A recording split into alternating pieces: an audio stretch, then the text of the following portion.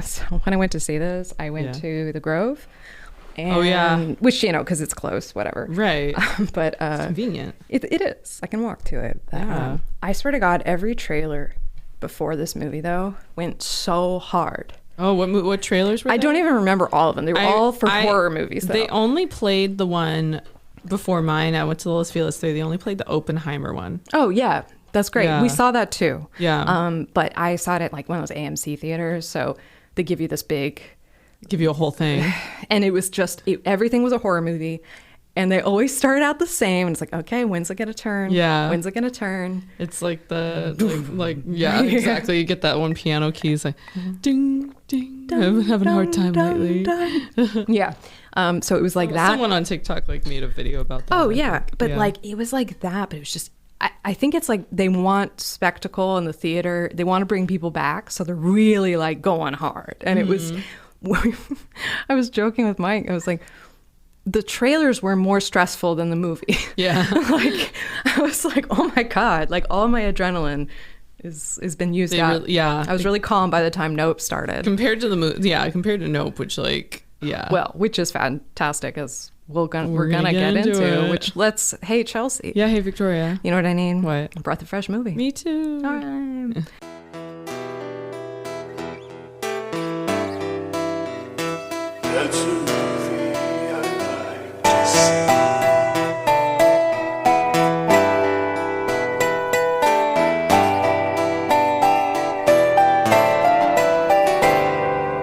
This is the Breath of Fresh Movie, a weekly podcast where I'm going to say me, Victoria Harley. And me, Chelsea Pope. We know it's wrong. We don't care. A little snort in there. Each week we watch a movie neither one of us has ever seen before, and then we talk about it. Sweet. Yeah. You want to do the spoiler thing? Oh, yeah. There's definitely going to be some spoilers in this one. Yeah. Like, this is one of those movies for sure. With Nope, the less you know going in, the better. So ideally, you'd be listening to this after having watched. I do think kind of. I mean, Lamb was another one of those movies that one we saw right away though. Like, right. I feel like Nope's been out for almost a month now. Not quite a month. Something like that. It's been like 3 weeks, I think. Yeah. Came out July 22nd that it had its wide release. So we're not even a month into. Feels like it's been out longer, but it does because the marketing really keyed it up. Yeah. I feel like we knew it was coming for a while. Yes. They did a great job with that. Oh my God, so good. Which I rarely, applaud a marketing campaign. No, but really, but when a good one happens, it's pretty cool. And I just thinking back on the trailer, like they give you nothing. Like it's very misleading. You don't the trailer's think so good. It's what it's going to be. Yeah. And yet like very evocative. Absolutely. Like the horse in the glass box and the woman, his co-star with the face. Yeah. And it just, they really like. Make you think there's going to be a lot of stuff going on with those items. It was an amazingly interesting trailer that gave you really nothing. Yeah. And thank God, because that was great. So, I mean, let's just go ahead and say, in case you haven't figured it out, this week's film is the horror science fiction film Nope, directed by Jordan Peele. Yes. Yay. We know Jordan Peele. We'll talk more about him because I learned some things about his life that I had no idea. I'm super impressed. I'm more impressed. I'm excited. Yeah. Anyway, well, we're gonna ruin it, but similar to the trailer. Here's a log line that's fairly safe. Yeah.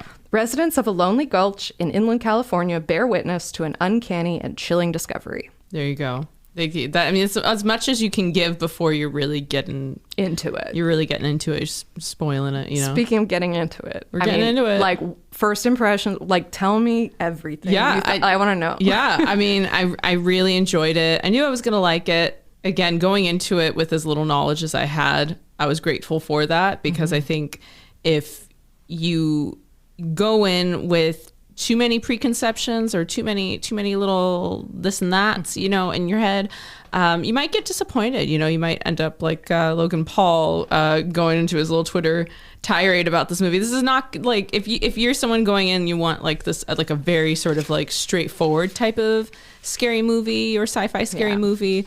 This is definitely not gonna be like that. I can't remember the source of the other tweet I'm thinking of right now, but someone was comparing Nope to more of like the experience of like big themes and they said something very like, it was very like like Don DeLillo style, like you know, I mean maybe that sounds a little bit like schmaltzy or whatever, but I think that's nice with this film. I think there are segments, there are little vignettes here and there that I think tie to an overarching theme, or a few of them. Really. There's definitely themes. Like this is a movie that I don't remember what the rating is now, but it's a movie conceivably an English teacher could use to teach about themes, right? Because it has that. But I also think that this movie, just based on, I mean, I did my research like I like to do, but I went to go see it, you know, it was at night, it was like Monday night, and then I came home and I slept.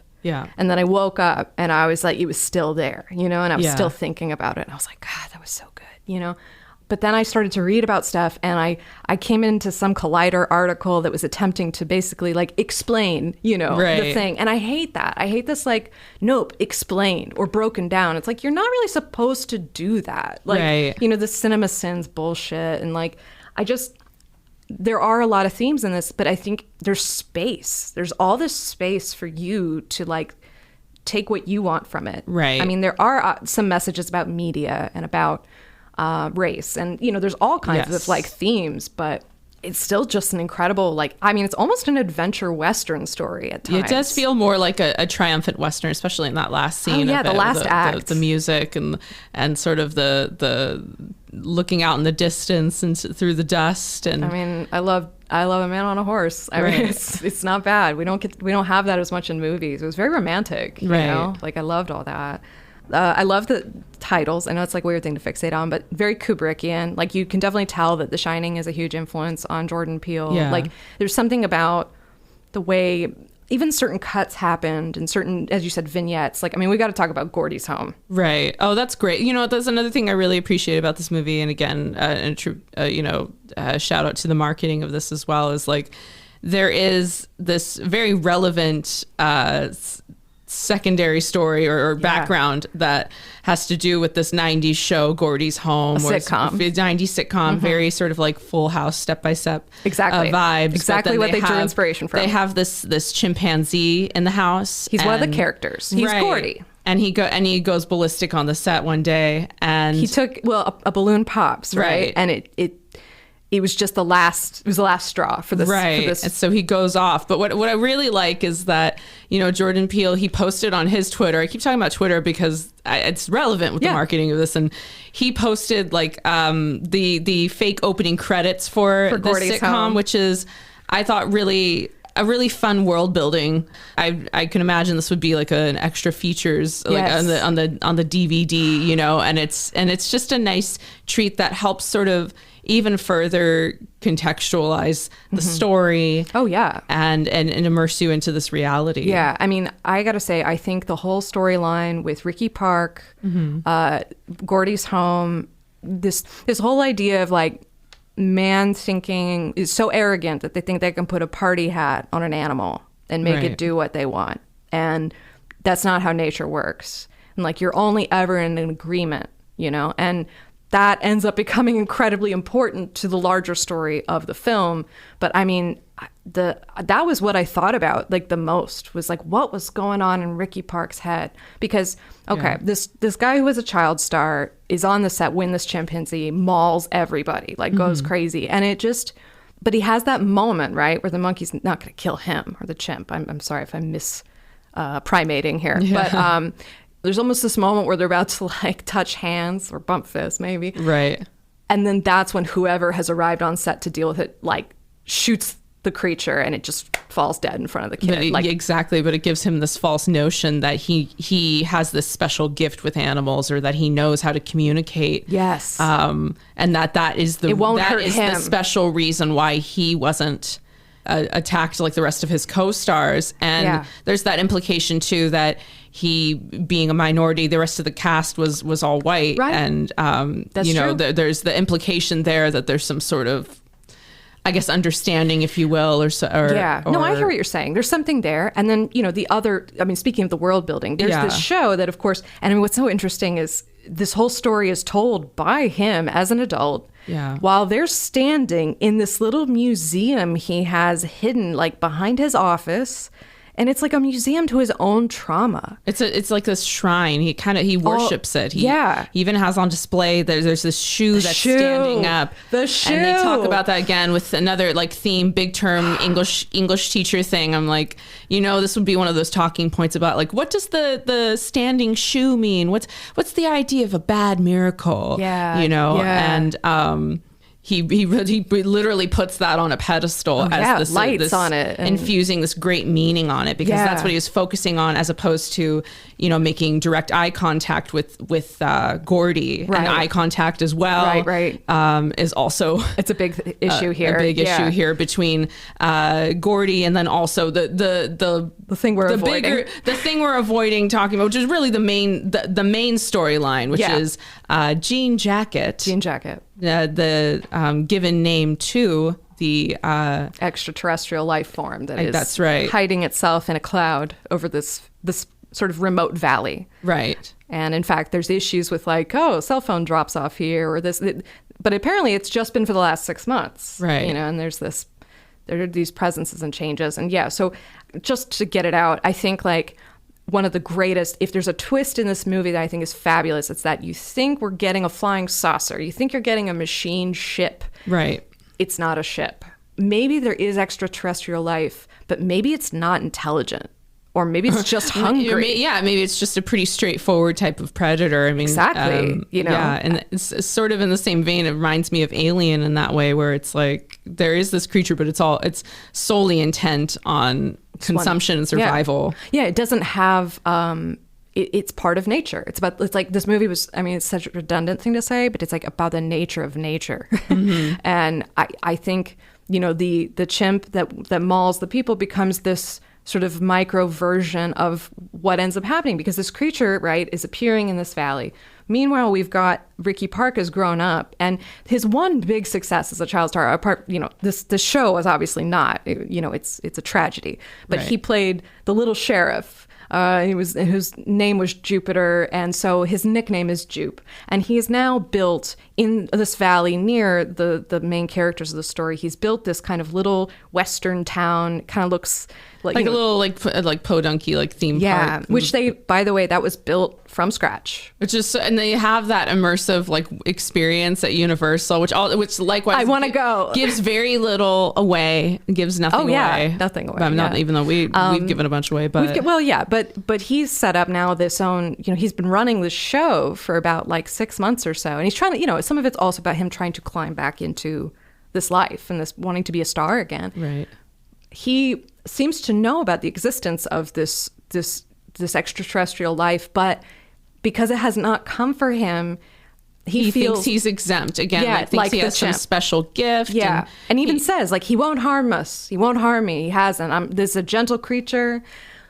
But they're baiting it with horses that they're also buying from the Haywood family. So we haven't talked about the Haywood family. We haven't talked about the Haywoods, but they're really important. It's really their perspective. The story is predominantly told through. I just found Ricky Park. That whole story was just like he's extremely important. And so interesting. And then of course, the creature shows up, and it doesn't take the horse. The horse doesn't. It takes the audience and Ricky. Yeah.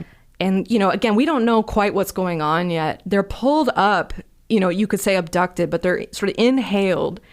And for me, this is the high watermark of the horror of this. Yes. Is when we're inside watching them be processed through what appears to be the creature's digestive system. Right.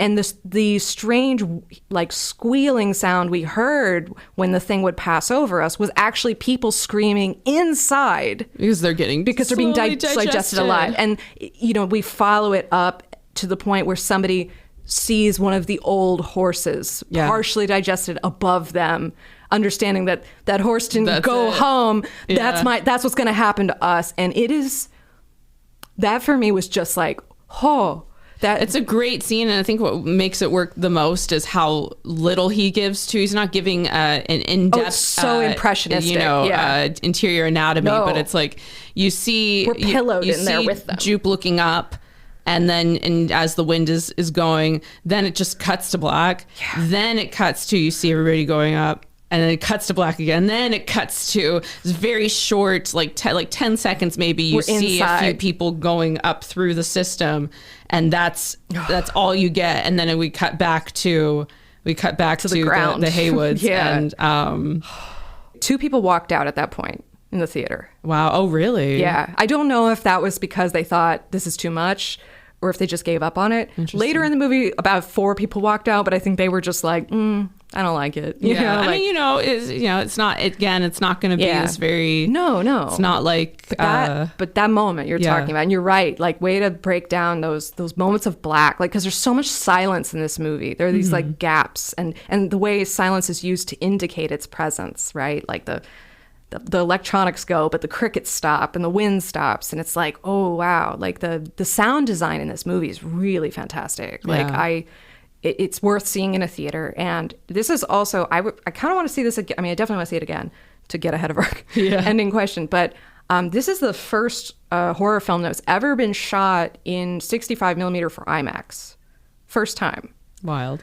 So go see this at an IMAX if you can, because it's very much a movie about this guy, and I feel like it would only enhance the big openness of this. The big buzzword around this movie being about spectacle, but it itself, of course, is a spectacle, and it's a very grandiose. The bigger the screen, ideally, the better. Yeah, I mean, it's kind of always true with movies, but man, this is a good. A lot of directors are like, oh, you use this, and you gotta see in the theater. But this is definitely one of those ones. No, we really mean it. It benefits your. We really mean it. And benefits you letting it wash over you, so to speak. Oh, for sure. And it was also filmed on film. Like, I mean, for those people out there who know about digital versus that, it was filmed on like Kodak film. So it has a very like, I don't know, he gets to do that, right? Like he can choose to spend a little more and be a lot more particular, but I think it fits the themes as well, because a cinematographer ends up being key to this whole thing. So, to get to finally the Haywards, who deserve our attention. Of course. And I love them. What did you think about the Haywards? I thought they were great. I mean, I love the brother-sister dynamic. It was very believable, and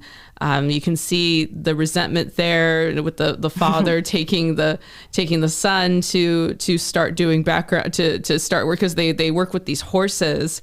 They're horse trainers, Hollywood horse trainers. Exactly. And so, the daughter, Keke Palmer's character, Emerald, she has this, she has this sort of thorn in her side that she was not sort of the chosen of the 2 kids to work on the Scorpion King. Yeah. Well, Otis Jr., Otis Haywood OJ. being OJ is his nickname. Otis Jr., we start kind of like with...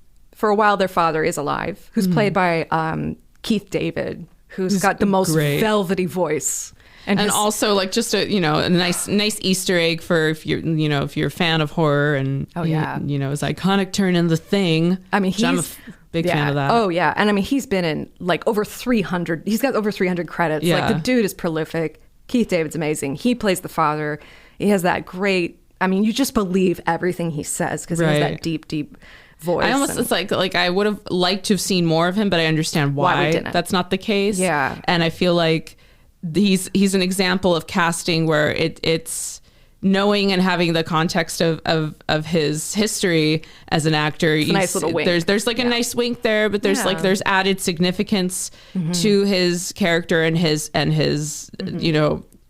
early demise in the film, which is when the first real moment, screwy thing that we notice happen. Right, which is, initially it's blamed on, he dies because a quarter falls from the sky. Yeah, it just, I believe, like a dime. It's a small coin. A real small coin falls from the sky, just goes right into his brain and kills him. And it's like through his eye. And, it's blamed on like, an airplane or something. We come to find out later though that no, he was kind of a victim of the, excretions of this alien. Excretions, I don't know how. I mean, some people are saying it's he's taking shit. Some people are saying it's a vomit moment. It's all through the same hole. It's like a mouth cloaca thing. Yeah, he's it's an alien life form. It's got one in. I one think out. of it very much. Yeah, he's purging, as it were. Sure. All the non-biodegradable objects. It's all in the crap. System. It's like people's keys and their coins and belt buckles. I mean, it's a weird mixture of shit, but it all makes sense later. But and then so the Haywood family, these Hollywood horse trainers, that the trailer does have this. So if you've seen the trailer, you know Keke Palmer delivers this really fantastic monologue, which apparently she did like 14 takes of. Each one was a little bit different. That explains the family history, and you get the sense that Otis Sr. This used to be how he would introduce himself on set. You get the sense that this is a practice speech, a way to introduce themselves. And what I love about this is how the horse in motion, that one of the first, kind of motion pictures ever taken was of a black man on a horse. And although people know the name of the photographer, the idea is that these people are the descendants of the jockey on the horse. Yeah. And, it becomes part of their, like, we have been involved in film and cinema since the beginning, and that, again, trying to find your place in an industry and like have your legitimacy. And their father had this great way with people and with horses. But what we find is now that he's passed, OJ may be really great with the horses, but he's not great with people. Mm-hmm. And we're watching the struggle of just like, my parents built something big and I can't even hold on to it. And then the larger part of like what's happened, like, and this is where Ricky Park comes in, because he's built this thing literally next door. He bought a parcel of the land off of them. He's starting to buy their horses, which apparently he's just feeding them. To buy the whole farm and just treat that as a feeding receptacle. Yeah, so it's you can see how everything is eroding their legacy, their connection. I felt really sad for that. Just the bird, and Daniel Kaluuya, I mean, a great performance of very few words. Yeah. And I feel his disappointment in himself without it being spoken. Keke Palmer, I mean, she's so much charisma. Oh, and I mean, everybody's saying it, but really it's true. I mean, it's just, she's great in this movie. Yeah. She was very much needed at times, I think, where it did start to feel started to get very heavy or very, you're getting into a lot of the stoic nature of OJ. Sure. Yeah. And one criticism I did read was that, like, these are people who seem to be able to put trauma away really fast. And I'm like, yeah, that's fair. Because I think if I had seen what they saw, my response would not be to try to get a shot of it so that, like, we could get the Oprah shot and get famous. My response would be, I have to get the fuck out of here. Right. Which is kind of her response too. Yeah.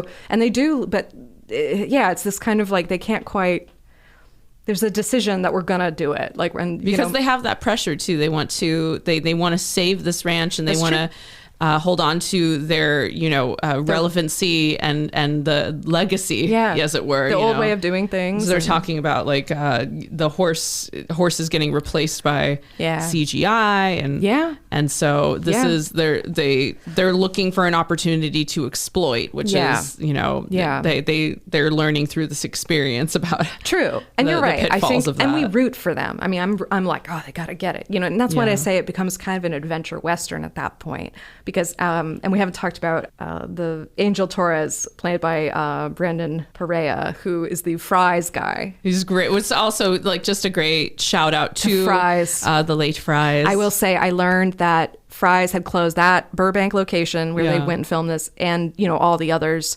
It was a few weeks before they were filming, so they kind of restored the inside to look like a working store so they could do their shot. And I did, like, my heart was like, it was such an interesting way to have product placement, but it was kind of a little love letter. And it ties also to the whole theme of the fading relevancy. So true. Oh my God. Yeah, it's everything. I like the thematic consistencies, which again, you may or may not like how that won't always translate to it being a perfect type of linear story. There are also certain things, like I myself will admit I get a little hung up at times about some of the technicalities about the nature of Jean Jacket. Sure. In terms of Jean Jacket having the ability to suck people up, but only really doing so if they look Jean Jacket in the eye directly. Right.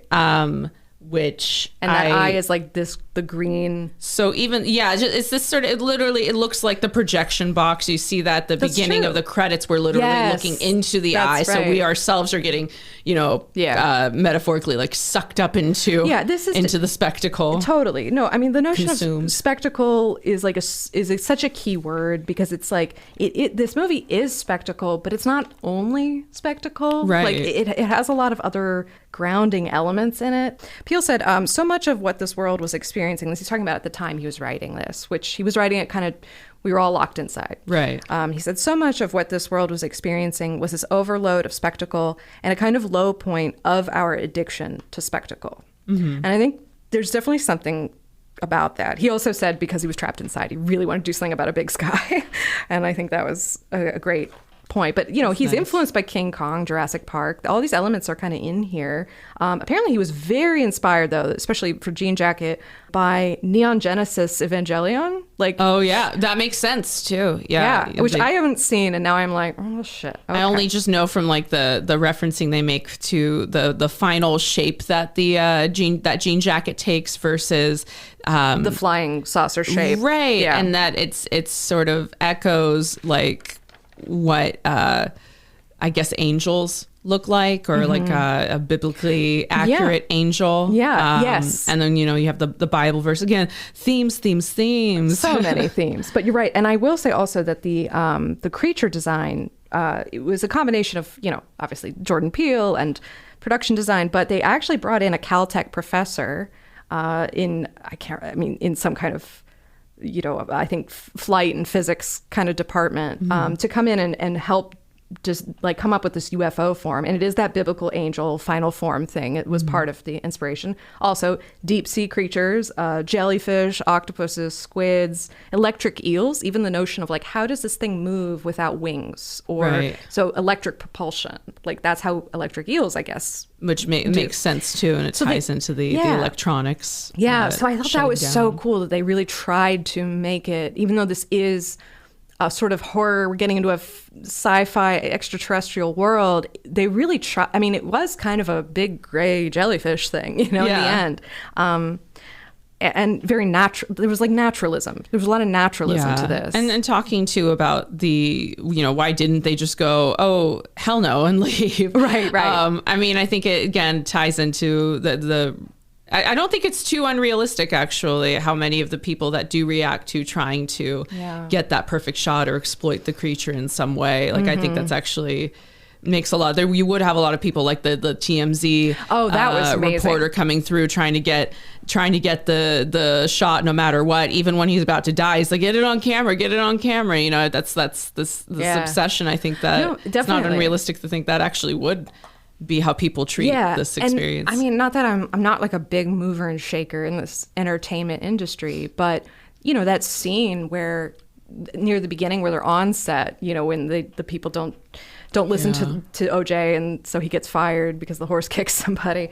But you know, that whole space, that whole scene, I was like, God, I'm so embarrassed to be in this industry right now. Like TMZ guys, same thing. There is this like this desperate like hunger for things. And you could definitely feel there were lots of criticisms. I mean, the TMZ guy, we never even see his face. Right. He is a faceless, reflective ball of a helmet. Like, and he's got been hot. I know. And he's got like 5 cameras mounted on, you know, I mean, it's just, it should like, that's a type of media, or that's a kind of experience in media. And then we have, you know, this Fry's character who's like technically very masterful. He helps get them set up. He does the install. Like they can't do this without him. And he kind of joins the team. And I kind of love the way he's talking about ancient aliens, you know, and there's all these discussions and things that are happening around OJ, I feel like. Anyway, but yeah, there's definitely criticisms of media. And I don't necessarily think it's a one-to-one, but some people were suggesting that, like, right, Jean Jacket and this, like, give me your eyes. It's like they were trying to say, like, well, it's like streaming giants and stuff. And it's like, I don't think it's quite that simple. I don't know. I mean, yeah, again, you can put onto it what you want, I guess, is part of the beauty of this film. Don't pull it apart. There should be some unanswered questions. There should be. And just to go back briefly, I mean, the shoe is one of them. That strange way that it's standing straight up. Yeah. I was trying to find out more about this or read what other people thought of it. And, you know, apparently after he saw the film, Ari Aster texted Jordan Peele after he saw it, and he was like, the shoe, my God, the shoe. And I was like, oh, I fucking love that. And they were talking about how, like, the strangeness of it, like a bad miracle. Right. You know, it's that bad miracle idea. It's like, this insane thing happening that you kind of can't look away from. It's kind of about horror, you know. And again, because Ricky is so fixated on that. And in that little office of his, he's got it presented. And yeah, anyway. I love the cinematographer character they rope in, you know, who's this old school dude. I mean, the first time, well, not first time, but when on that commercial that they got fired from, there's this really raspy voiced DP. And M is smart enough to get his name off the call sheet. And is like, we need help. You know, like we need somebody, an expert, you know, in photography to come out here and help us. And he kind of agrees to it. But I knew that guy had a fucking death wish because he was at that old editing station. I can't remember the name of it. Yeah. Some film nerd, please write in. And he's watching and rewinding a footage of a tiger and a python in like a deadly battle, struggle for life. And it's like, and I don't know, there was something about his like he wanted the ultimate shot. And he has like he gives those very cryptic but revealing lines, like, you know, once you never get to the top, or he's always chasing that white whale, so to speak. Yeah. And I like that appealed to him, what they were trying to, like, they understood how to get to him. And then just, I got to say, like, about him too, is just when he shows up with that mechanical camera and the way M reacts, like, didn't I tell you he was going to come out here with a mechanical camera? And the most iconic, like, hand slap, so handshake. Good. Oh, there was so much joy in that moment. So much joy. This movie's just great. And it's receiving all kinds of great attention from critics. I don't even think we need to quote any this week. Like, usually I give some reviews, but I'm like, no, we're good. They're out there. Listen to this review. A lot of this was filmed out in the Agua Dulce Desert in northern Los Angeles, northern Los Angeles County. What was interesting was the locations guy chose two places, and they didn't know this, but one of the locations where they built Jupiter's Claim used to be owned by William Mulholland, one of the most important founders of Los Angeles, brought the water here. And then the other one used to be owned by Howard Hawks. And neither of them knew this, but it was like, just based on like sense, you know, and like, yeah, this looks good. Or yeah, I want this. It's like, they had the same vision as some other people. And they just said it was a sort of spooky moment in the production of this. Like, oh, wow. You know, there's all this Hollywood history steeped in it. So again, everything is contributing to the meta-ness of it. I mean, we didn't mention it, but there's a Mad magazine cover that's in Jupe's office that is what leads into the little museum behind the wall. But what's really cool is they actually went to Mad magazine and they were like, hey, can we do a cover, like sort of satirizing this thing that was supposed to happen in 1998?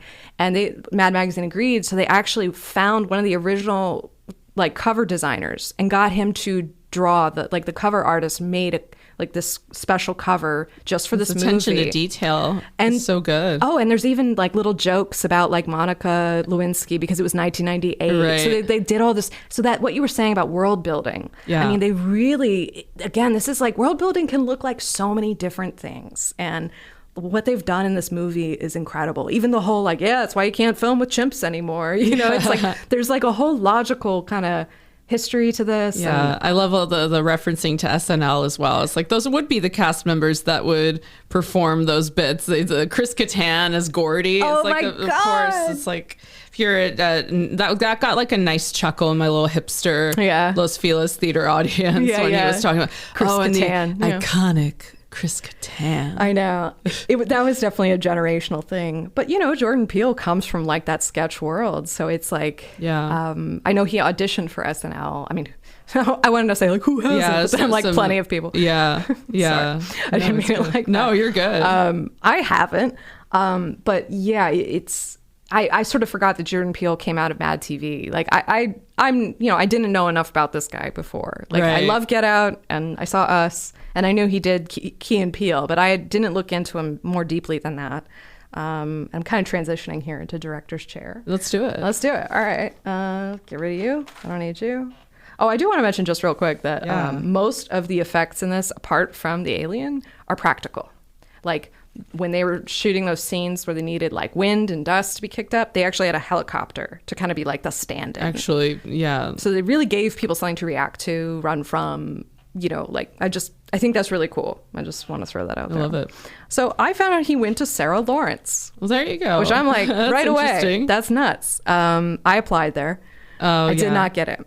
very expensive. That's okay. You save some money, I think. Very save hard. some bones. No, we're fine. But I really wanted to go there. Yeah. So I was like, right away, I'm like, Sarah Lawrence. It's got the, you know, you get, what's your concentration? You know? And you have a Don that you meet with, like, I mean, it's such an old school place. I mean, I toured the campus. I applied. I wanted in so bad. He got to go. No. Anyway, he was born in New York City in 1979, February 21st, if you want to know specifically. I think that makes him a Pisces, right? Yeah. He's married to Chelsea Peretti. I didn't realize that. Yeah. So I'm totally out of the loop on this guy. So if everyone's like, yeah, duh. His father, Hayward Peele Jr., was from North Carolina. He was black. His mother, Lucinda Williams, not that one, was a white woman from Maryland. I read that like at 7, Jordan Peele's father left, or that was the last time he saw him. So I presume it was a walkout and not death. But I didn't get more information there. It meant that he was raised in Manhattan by a single mother.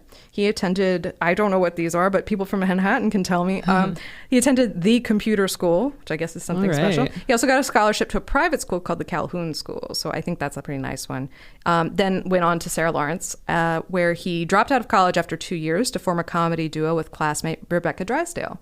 Oh, there you go. And he did work at Second City. He also did something called Boom Chicago, which is in Amsterdam, which I had never heard of before. Again, I don't know things. But I'm like... It's a big one. It's a big one. Okay. See, I don't know. That's okay. I'm really ignorant, guys. But I was just like, oh my God, sketch comedy in Amsterdam. Let's go to Amsterdam. He had, like I say, he auditioned for SNL back when they were basically just trying to find someone who could play Obama. So... You certainly got that opportunity in with Key and Peele. Oh, yes, he did. Yeah. He did. Yeah. Yeah. My understanding was that he had gotten it, but then his contract with Mad TV, they wouldn't let him out of it. There was like the tiniest overlap. Wow. And they like kind of dicked him over. Shit. And so okay. I didn't know he got held back from that opportunity. Oh, okay. Yes. Okay. Yeah. Well, I mean, Key and Peele was pretty fucking awesome. Yeah. No, I mean, you're right. He was hired to Mad TV in 2003. He worked for 5 seasons. That's where he and Keegan-Michael Key kind of started collaborating. It was clear that they had chemistry. And that led to the Key and Peele Comedy Central sketch series, which hurts Dave Chappelle's feelings. Boo-hoo. Boo-hoo. In 2014, they both played FBI agents. I don't know if you remember this in the first season of FX's Fargo. Oh, okay. I haven't watched. I still need to watch. It's pretty Fargo. good. The first season's worth it. He's the co-creator of The Last OG. He's also produced a ton of stuff. Like, I mean, just to name a few: Lovecraft Country, Candyman, Lorena. He's got his. Right. He's definitely got his fingers in a lot of pies. What else have I got here? Of course, Get Out is, it's the big one. I mean, he did lots of really interesting and funny things, like too many to list, quite honestly. It would just be boring. But in 2017, Get Out, I mean, I was living here in LA. I remember the campaign, the billboards. Yeah. Like there's a lot of hype in the comedy community about it for sure. Well, because it's like, Jordan Peele. Yeah. But man, we all know that became a commercial and critical success. And there's so many accolades thrown at it. I can't even list them all. It is just subversive, and it changed the dialogue about race in our country. It gave us new metaphors for it was incredible, right? Yeah. Just fucking incredible. And it's worth mentioning that besides Warren Beatty and James L. Brooks, Jordan Peele is the 3rd person to be nominated for Best Picture, Best Director, and Best Original Screenplay for their debut film. It's pretty badass. That's badass. And well earned, too. Oh, my God. Such a talked about movie that whole year. Oh, it was so good. It was really hard. Like for a few weeks, it was hard to get tickets to go see it. It was so hard. It was so hard. It was such a big... Everyone was like, have you seen it yet? Yeah. I mean, it was like frustrating. He was also... similar to that, 3rd person. He was the first Black person to receive those nominations for any one film. Right. So he's breaking all kinds of barriers here. It's real cool. Kicking ass. Yeah. He won Best Original Screenplay from the Writers Guild of America, nominated by BAFTA and DGA for the same thing. This led to his really big deal where Monkey Paw Productions, which is his production company, which I love that name, signed this deal with Universal, this 5-year deal with Universal. And that's where Us came from. It's how this film has been financed. And I just want to take one moment to point out that Universal's chairperson is a woman, Donna Langley, and she's really interesting woman who's very good at working with artists. And the fact that you mentioned earlier that you saw the Oppenheimer trailer right before seeing Get Out, this because sorry, not Get Out. I apologize. Before seeing Nope, that's like a part of Christopher Nolan's like deal with Universal. They stole him from Warner Brothers because in the whole pandemic and the streaming thing, they didn't handle him well. Yeah, with Tenet, exactly. He was very disappointed. They stole him away at Universal, and they're basically like, we will give you what you want. If theatrical release is important to you, we're going to make that happen. Yeah. So they put this really well-made trailer attached to this other Universal project, right? Yeah. It's like, there's this like prestige-ness to it. It was separate from all the trash trailers that came before. And I'm just saying from the experience of going to like a big multiplex to see this. I don't know. She's very good at working with artists. She's an interesting one. She's one of the only women running a studio, just period. Good for her. Universal's interesting. Pay attention to Universal because there's a joke apparently over at Universal that we don't have capes. They don't have, they're not doing what Warner Brothers is doing. They're not doing what Marvel's doing or Disney. They don't have that. They don't have that playbook. So they're more interested in things like Get Out and like Nope. So it's not only them. I mean, I know A24 has also funded this, but there's some really interesting, hopeful shit happening. Yeah, over at I think people are starved for some novelty in that regard too. People it says a tired. lot. I mean, with Everything Everywhere All at Once doing as well as it did versus so many of these other now we're on the fourth stage. We're going to the fifth stage of Marvel Phase 5 or whatever, and like. I mean, I've been pretty fatigued of like the saturation of like the Disney and superhero stuff for a minute now. But it's really starting to come to a head. And I thankfully feel like we're getting that response is being received, at least from what you're saying, like with Universal, where it's like, well, we want to be a little more nimble and dynamic. Yeah, and try to get some new ideas. Disney out there. Could not make Get Out.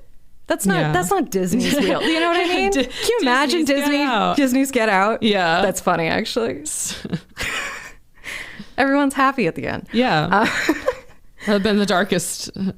Anyway, I didn't have as much information about Us because I'll be honest, I didn't enjoy it that much. That's all right. It had some mixed feedback. It's definitely like a heavy metaphor type of situation. Yeah, I saw it in a theater. I wasn't mad to have seen it, but I also think like when your debut is that good, there's no way the second movie it was really strong and tight. There was a lot of good humor, and I remember the trailer for Get Out 2 in particular had a really great balance of that. There was like a self-awareness about it that was really strong. And I think it's tough, like you follow something like that up, and it's not to say that Us is not like a very competently made film. I think it would have been a perfectly interesting film if somehow you could pull it out of the context but you can't, it's like, I think it's a movie that maybe 10 years, 20 years from now, people will probably look with a lot more fondness, because it wasn't held right up against Get Out, It definitely has its fans too. It does. I know people who love that movie and I respect, like I'm, just a difference of opinion. But again, I don't think many people would argue that Get Out is better. Objectively, many people would argue with it. It's just a tighter story, and there's a lot of kind of loose ends and things on it. So same with Nope, but I think with Nope, you can I think you can get past some of the stuff that some folks might get hung up about like the logistics of the creature. You don't ever actually definitively know if it's an alien or if it's just some sort of. Are there others out there? It's a very isolated thing. I think part of like what really makes it work is the specificity of the characters and the relationships. 100%. Not totally just agree. with Jupe, but also with OJ and Emerald. I think that helps elevate it from some of the things I think with Us where it gets so muddy with the ideas it's putting out maybe, or at least that's the criticism I've heard. No, in fact, I think the moments of Us that worked the best were the ones that were the most grounded, right? In people and family and, the like, oh, hell no, kind of like, why are those people on the driveway? Kind of, that kind of shit, Just to wrap this up, because Get Out really was fantastic, and I don't think that there's a list of 12 films here that Jordan Peele put together for the Brooklyn Academy of Music film series called The Art of the Social Thriller. Now, this was kind of in response to like what inspired Get Out, but I think these are all just influences and they're worth mentioning. So here's the list: Rosemary's Baby, Night of the Living Dead, The Shining, Candyman, People Under the Stairs, Scream, Silence of the Lambs, Funny Games, Misery, Rear Window, The Burbs, and Guess Who's Coming to Dinner. Yeah. So he also credits Steve Martin and Martin Lawrence as like huge influences Love that. on him. So just a little bit about Jordan Peele, not everything, but I learned some things. That's great. I learned some things. I learned things too. It was great. Good notes. Oh my God, there was so much interesting about this. Like, and just what a great movie. I'll be honest. I think I toward the end I was like, wow, we're seeing this creature a lot. Yeah. Like they didn't hide it once they didn't hide it, and because again, it's not going to be that typical kind of like scare fest horror film where they're really building up that full depiction of the character, like with Alien or The Thing or what have you. And I think it lends to, like you were saying about it being more of like it's more of an action adventure, like a sci-fi adventure. Yeah. It's got a little, it's in the Western quality aspect too, because they're taming it like a horse essentially. And Jean Jacket being the name that OJ names it for Emerald, and it's almost as this sort of gift of like, this is your horse, a messed up gift, but if you will, but a very much like your horse to tame. And she.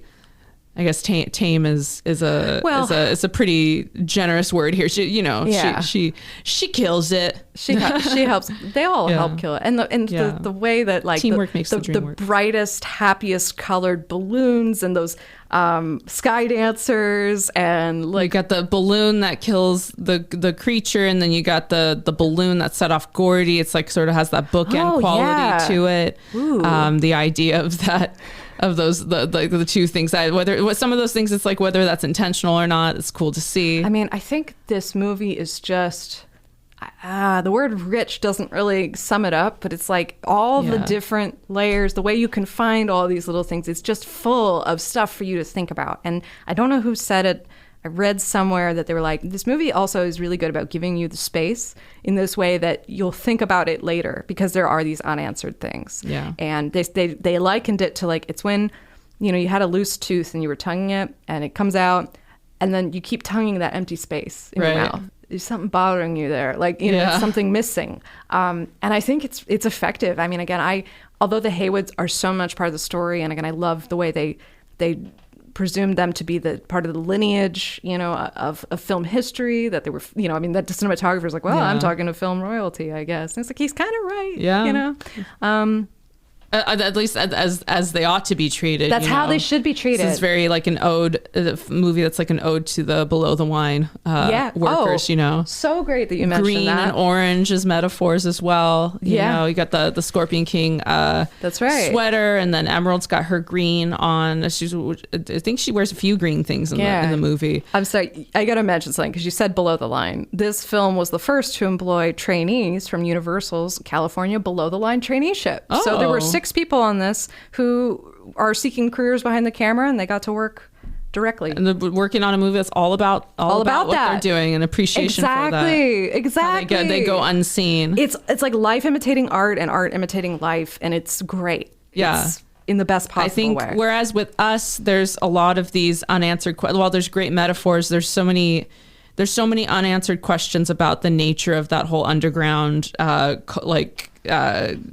race, and just like some of that just gets it's so hard to look past some of those questions. Whereas with Nope, I can appreciate like they're just like, I feel like there's very straightforward meta answers to a lot of these things being put out there. I also read somewhere that Jordan Peele was mentioning like how he what he didn't want to do is what a lot of B movies do, where you have this scientist come out and kind of take off his glasses and like, well, we did this experiment, and they explain everything. Yeah. Exactly. He's like, no explanation. That would just take the... It takes the fear out. Yeah. Because the idea that you see this thing and you can't cope with it. It's like, oh my God, what is this thing? And the horror of like, we don't know what to do, I mean, even again, for me, the horror of finding out it's not a ship. Oh my God. Like that was enough to get me interested. The production design's fantastic. Ruth DeJong, who worked on Us, but she also worked on There Will Be Blood. And she went to great lengths to make sure that whole scene of Gordy's home, she was like, I never worked in television. So she had to like do research about what a sitcom, what it looks like to be filming a sitcom, and building all of that. And I don't know, it's such a rich film. I said that already, but I'm saying it again because it's true. It's true. You're right. I don't know if So I you have liked it. I liked it. Yeah. Oh, we haven't talked about best supporting player. Who is your nom? Best supporting player. Think about it for a hot second. I mean, I think the fries technician was really great. Let's see. I like the cinematographer. Oh yeah, he was fantastic as well. I mean, a lot of these, even like supporting players, they feel like they're major. It feels like I ought to consider them like major characters because there aren't that many. True. Your attention's not spread too thin looking after all of these secondary roles. Yeah, it's like, I mean, because Stephen Yeun, who plays Ricky Park, Jupe, I'm wondering, like, to me, he feels like a central character. Right. I would consider him a main character. Yeah, but if for some reason you didn't want to, that for me would be the obvious supporting. But I think he has such a large role. That's not... I'll say shout out to the very minor part for Barbie at the fries store. I think there was some good use of fake outs for jump scares in this movie. Yeah, when the lights went out. Yeah. They do that a few times in this. He teases you. I think he's kind of Jordan Peele's he's good calling you out in a way. Well, he's good at cracking jokes too, you know. Oh man, there was one thing I gotta say though, like my one other criticism, a part of like, it felt like it not dragged, but it got a little bit tedious at the end for me. I was kind of like waiting for it to just hurry up and be over, which sounds terrible given everything nice I've said about it. But, no, but you're allowed to have an opinion. The second thing that I kind of rolled my eyes at was the flying purple people eater quoting the song. Oh yeah. One line, yes. The second line, no. Gotcha. I was like, nope, but you lost me. You lost me. Things where it's like, yeah, it's a very sort of on the nose reference they're making, but it's also like, I can see how maybe that was just like a smaller thing, but that guy's voice is just so cool that Jordan's just like, let him keep going. We're gonna put the whole thing in. It's just a personal thing. That would have been my choice. Would have just been because the first line is like the whole thing about like, I won't eat you, you're too tough, and it's like, oh, that's a cool like metaphor for what we're. And then it just went on another line. I'm like, damn it. Like, I didn't need the other line. Anyway, whatever.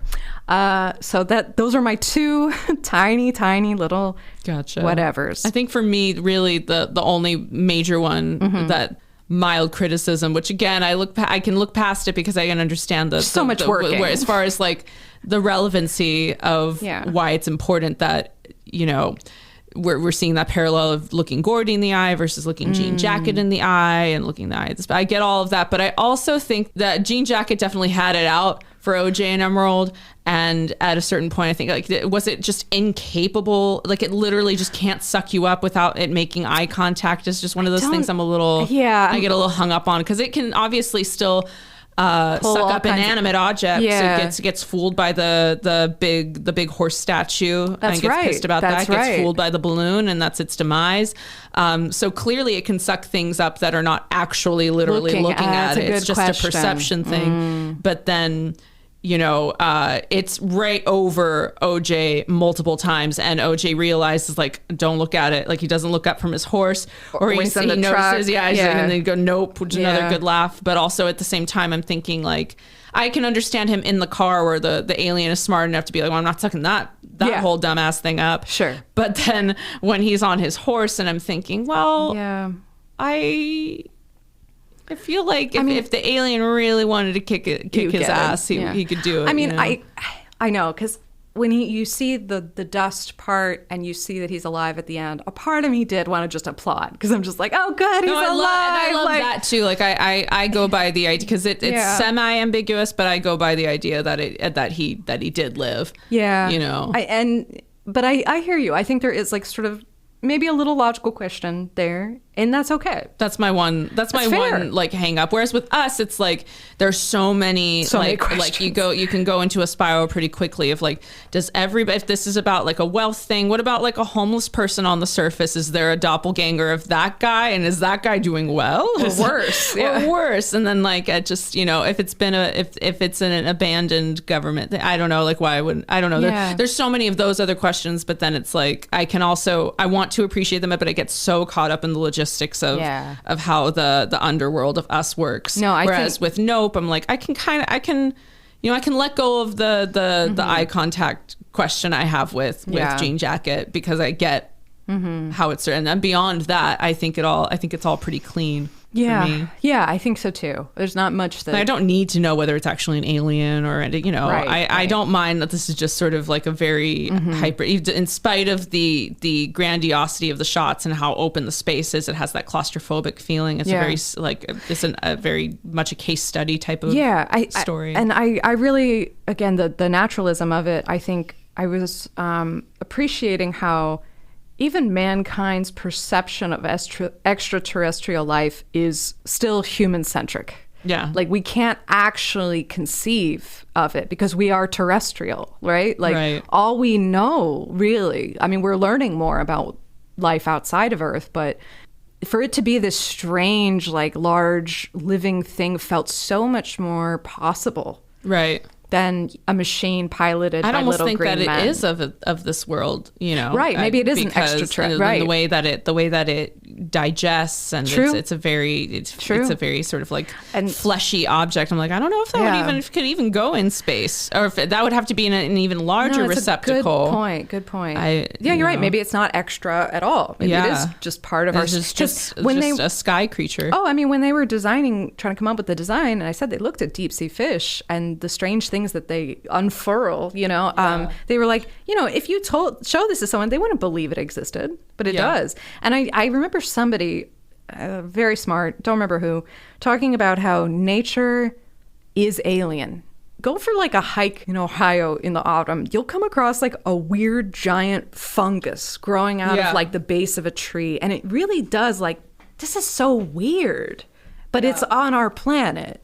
Like, our planet is strange and full of alien and inhospitable places, you know, that we're not meant to thrive in. And I don't know, the thought that this was a creature that was territorial and had its own agendas and wasn't necessarily operating on this high cognitive level. Right. Yeah, I don't know. It was just good. Absolutely. It's all good. I highly recommend. Yeah, would see it again. Yes. Yeah. Same. I want to go see it on the IMAX. Yeah, it'd be cool to see it on a big I mean, screen. It's historic, people. Yeah. First time a horror sci-fi has been shot, which is kind of crazy, actually. Yeah. Like, why do we reserve IMAX for, you know? Because it costs money. That's true. Yeah. But, you know, he's proven that he can. He's a good ROI. Yeah. So, you know, Universal's like, yeah, we'll give you a bunch more money. There you go. So I'm happy about it. I am very excited to see what happens next. Yeah, I like that he consistently makes very different choices from one movie to the next. You know, it's clear that he has a vision, and I know that's a word that gets thrown around a lot. But I mean, he's writing for the screen. He's a writer director. He is an auteur, and he's so connected to what's happening right now. And the fact that he came from like a comedy background is just icing on the cake. Yeah. So he knows how to get in, get out. Get out. We'll get out of this episode now. There you go. You can follow us on social media at Fresh Movie Pod. We're on Twitter, Instagram, and Letterboxd. You can also email us at abreathoffreshmovie@gmail.com. Where can Bingo, they bango. Where can they follow you? You can follow me at Chelsea the Pope on Twitter and Instagram, and at Chelsea_Pope on TikTok. Yeah, and you can find me at Criterion OOC on Twitter. Rock and roll. Bye.